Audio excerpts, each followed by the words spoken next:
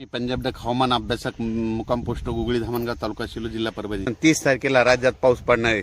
सगळ्यात जास्त पाऊस पूर्व विदर्भ, पश्चिम विदर्भ आणि त्याच्यानंतर जळगाव, संभाजीनगर, उत्तर महाराष्ट्राकडे तसेच कोकणपट्टीकडे हा पाऊस जास्त असणार आहे।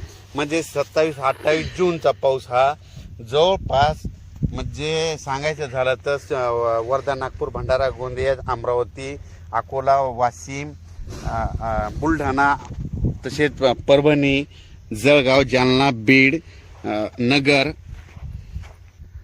नगर, नाशिक, धुळे, नंदुरबार त्याच्यानंतर कोकणपट्टी ह्या भागामध्ये जवळपास 27, 28, 29 जूनचा पाऊस चांगला पडणार आहे म्हणून हा अंदाज लक्षात घ्यायचा। 28, 29 जूनला मात्र राज्यात सगळीकडे चांगला पाऊस पडणार आहे म्हणून हा अंदाज लक्षात द्यायचा।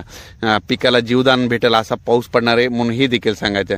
त्याच्यानंतर पाऊस राज्यामध्ये 4 जुलै नंतर पुन्हा चांगला सक्रिय होणार आहे म्हणून हा देखील अंदाज सर्व शेतकऱ्यांनी लक्षात घ्यायचा।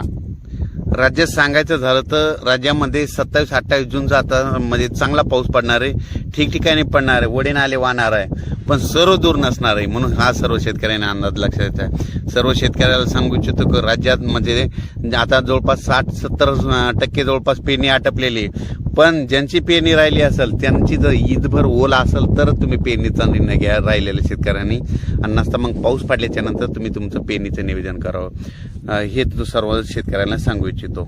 अचानक वातावरणात बदल झाला तर परत एक मेसेज दिला जाईल। धन्यवाद।